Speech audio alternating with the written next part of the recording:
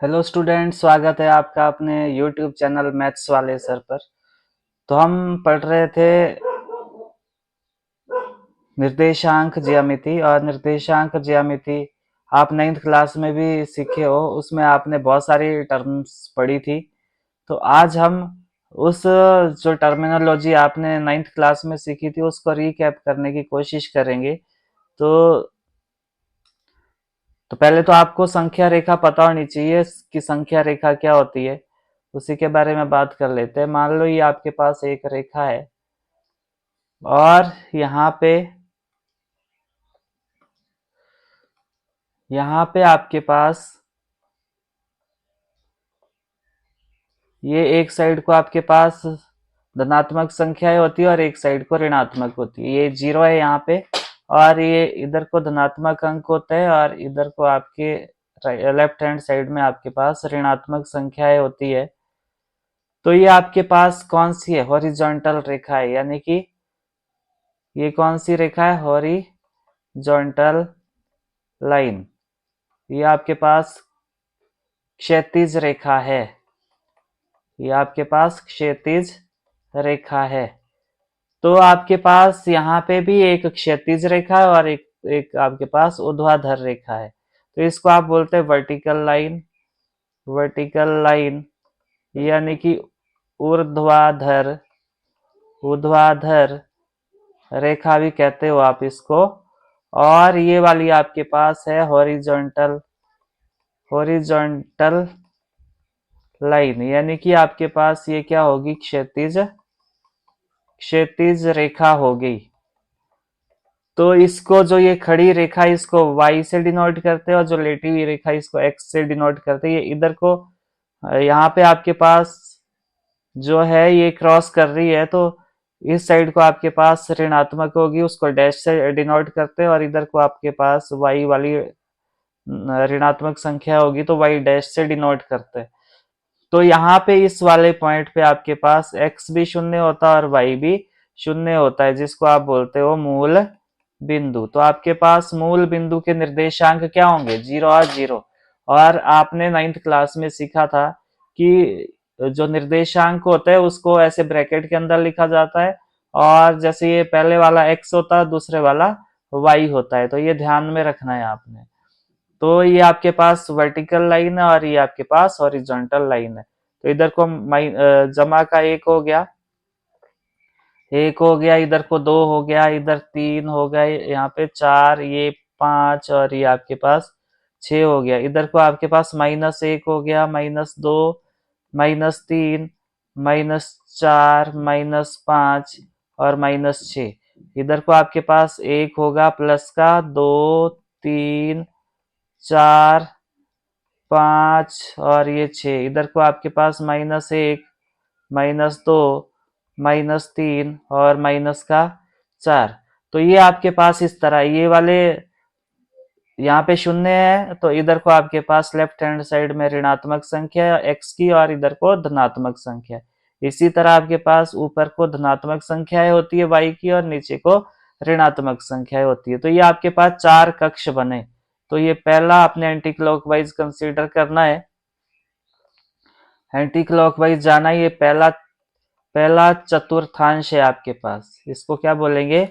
पहला चतुर्थांश। और या पाद भी बोलते हैं इसको, पहला पाद। और ये आपके पास दूसरा है चतुर्थांश, इसको रोमन अंक से ये डिनोट करते हैं आप। ये ध्यान में रखना है आपने। चतुर्थांश है। और ये आपके पास तीसरा चतुर्थांश है, यानी कि आपके पास तीसरा पाद है। और ये आपके पास चौथा चतुर्थांश है। अब आपको यहाँ पे पता करना है कि यहाँ पे कौन सा धनात्मक होगा और कौन सा ऋणात्मक होगा। देखो, कोई बिंदु अगर यहाँ पे मान लो, तो ये x भी प्लस का और y भी प्लस का है, तो यहाँ पे दोनों ही प्लस के होंगे, यानी कि दोनों ही धनात्मक होंगे। दोनों ही धनात्मक होंगे, x भी धनात्मक है और y भी आपके पास धनात्मक है। और इस वाले कक्ष में देखो, यहाँ पे जो x है वो माइनस है, तो पहले वाला पॉइंट है वो x होता है आपके पास, और दूसरे वाला y होता है। तो पहले पे आपने x लिखना होता है। तो यहाँ पे x माइनस है और y प्लस का है, तो ये ऋणात्मक और ये हो गया आपके पास धनात्मक। दूसरे कक्ष में x ऋणात्मक होता है और y धनात्मक होता है। और जो तीसरा चतुर्थांश है वहां पे x माइनस है और y भी माइनस है, यानी कि दोनों ही आपके पास क्या होंगे, ऋणात्मक होंगे। दोनों ही आपके पास ऋणात्मक होंगे तीसरे कक्ष में। और चौथे कक्ष में आपके पास जो x है वो प्लस है और y देखो यहाँ पे x प्लस है और y माइनस है, तो आपके पास ये धनात्मक हो गया और ये आपके पास ऋणात्मक हो गया। अच्छा, एक चीज और है कि जो x का निर्देशांक है उसको आप भुज बोलते हो। भुज, भुज किसको बोलते हैं, x के निर्देशांक को। x के निर्देशांक को भुज बोला जाता है और y के निर्देशांक को क्या कहते हैं वो आप, कोटि। तो ये ध्यान में रखना है, y का निर्देशांक क्या हो गया आपके पास, कोटि हो गया। फॉर एग्जाम्पल आपको एक निर्देशांक दिया है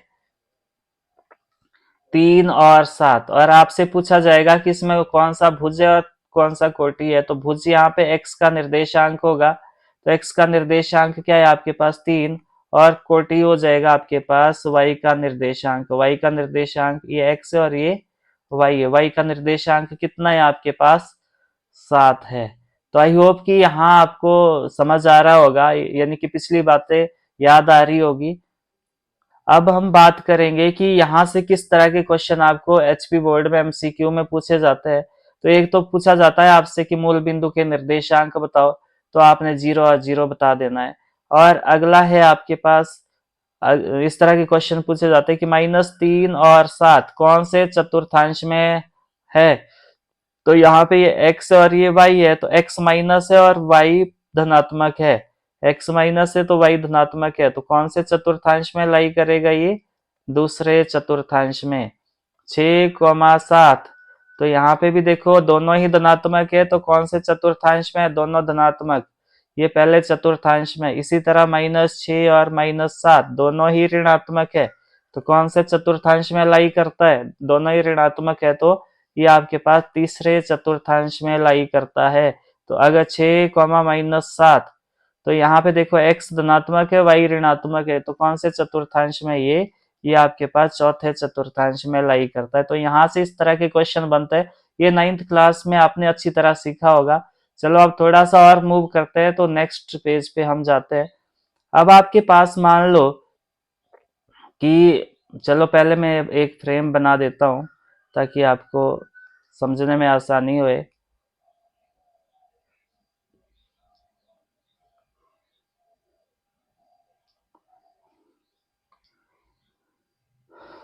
मान लो आपके पास यहाँ पे P बिंदु है और यहाँ पे Q बिंदु है, तो आपने इनके बीच की दूरी निकालनी है। तो P के कोई निर्देशांक होंगे, P के कोई निर्देशांक होंगे, तो मैंने इसको नाम दे दिया x1 और y1, और इसी तरह x2 और इसको दे दिया नाम y2। मतलब इनके बीच की आपने दूरी निकालनी है। तो P Q के बीच की कोई ना कोई दूरी होगी आपके पास। तो ये दूरी कैसे फाइंड आउट करेंगे हम कि P और Q के बीच का जो डिस्टेंस है वो कितना है। तो इसके लिए आप दूरी सूत्र का प्रयोग करोगे, दूरी सूत्र। तो दूरी सूत्र जिसको इंग्लिश में डिस्टेंस फॉर्मूला भी कहते हैं, डिस्टेंस फॉर्मूला बहुत इंपॉर्टेंट है। एग्जाम में एमसीक्यू में ये भी पूछा जाता है आपसे, तो आपने इसको अच्छे से याद कर लेना है। तो पी क्यू के बीच की दूरी कैसे निकालेंगे, उसके लिए एक सूत्र है आपके पास इस तरह, वर्गमूल x2 माइनस x1 का whole square plus y2 minus y1 का होल स्क्वायर। ये क्या है आपके पास, दूरी सूत्र है। तो चलो इसको इम्प्लीमेंट करना सीखते हम। फॉर एग्जाम्पल आपके पास इस P बिंदु के निर्देशांक आपके पास 2 और 3 है और इसके 10 और 7 है, 10 और 7 है। तो आपके पास यहाँ पे x1 कितना है, x2 कितना है आपके पास 10 और x1 कितना है 2, 10 माइनस 2 का होल स्क्वायर प्लस y2 कितना है आपके पास 7 है और -3 का होल स्क्वायर। तो इसका पूरे का वर्गमूल आ जाएगा। तो ये क्या बनेगा आपके पास, ये बनेगा 10 माइनस 2 8 का स्क्वायर प्लस 7 माइनस 3 हो गया आपके पास 4 का स्क्वायर। तो ये क्या आ जाएगा आपके पास, 8 का स्क्वायर 64 प्लस 4 का स्क्वायर 16। तो कितना आया ये आया आपके पास वर्गमूल 80। तो इनके बीच की जो दूरी है वो कितनी है, वर्गमूल 80। तो इस तरह आप दो बिंदुओं के बीच की दूरी फाइंड आउट कर सकते हो with the help of distance formula. चलो थोड़ा सा और मूव करते हैं। फॉर एग्जाम्पल आपके पास दो बिंदु है P और Q, या A और B, मान लो A B बिंदु है आपके पास। तो A बिंदु के कोई ना कोई निर्देशांक होंगे, तो मैंने इसको x1 y1 ले लिया, और इसके कोई निर्देशांक होंगे x2 और y2 ले लिया। यहाँ पे कोई आपके पास एक बिंदु है P जो इस रेखा को दो अनुपात में विभाजित कर रहा है, मान लो m1, और इसको नाम दे दिया अनुपात को m2 दे दिया। तो मान लो ये P बिंदु के निर्देशांक x और y है आपके पास। तो ये सब कुछ दिया होगा आपको, ए का निर्देशांक भी दिया होगा, बी का भी दिया होगा, m1 और m2 भी दिया होगा। तो आपसे ये पूछा जाएगा कि इस p के निर्देशांक ज्ञात करना है। तो p के निर्देशांक ज्ञात करने के लिए आप विभाजन सूत्र का इस्तेमाल करोगे, विभाजन सूत्र, जिसको इंग्लिश में क्या कहते हैं, सेक्शन फॉर्मूला भी बोलते हैं। इसको बोला जाता है सेक्शन फॉर्मूला। इसको याद करने का एक तरीका है जो मैं बता रहा हूं आपको कि इसको कैसे याद करना है आपने। तो आपके पास यहाँ पे P बिंदु के निर्देशांक होंगे x और y, तो बराबर लगा के यहाँ पे पहले x के निर्देशांक होंगे और फिर y के होंगे। तो आपने क्या करना है, m1 प्लस m2 लिख देना है, और बटे में भी आपने m1 प्लस m2 लिख देना है। तो यहाँ पे x की बात है इस निर्देशांक में, तो ये x2 मान लो, यहाँ पे m1 के साथ आपने x2 मल्टीप्लाई करना है, m2 के साथ x1 मल्टीप्लाई करना है।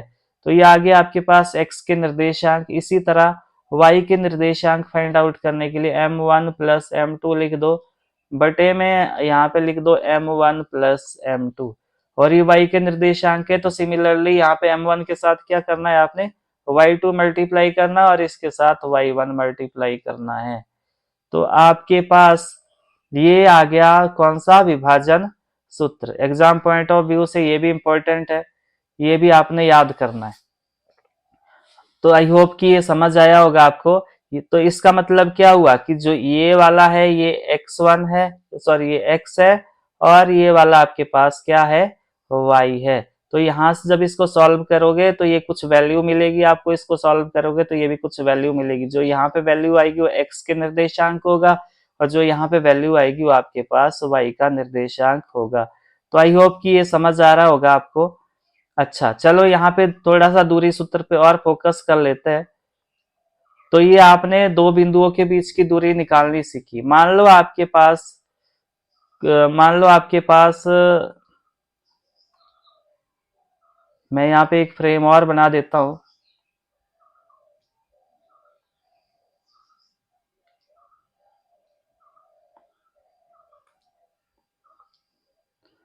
मान लो आपके पास यहाँ पे मूल बिंदु है 0 और 0, और यहाँ पे कोई बिंदु है आपके पास P जिसकी वैल्यू है x और y। तो आपने क्या करना है कि मूल बिंदु से इस बिंदु की दूरी फाइंड आउट करनी है। तो इसके लिए भी आप डिस्टेंस फार्मूला उपयोग करोगे। तो OP की दूरी कैसे आएगी आपके पास, x2 माइनस x1 का whole square plus y2 minus y1 का होल स्क्वायर। तो ये आएगी वैल्यू आपके पास। इसको x1 मान लो, इसको y1 मान लो, वैसे ही इसको x2 मान लो, और इसको y2 मान लो।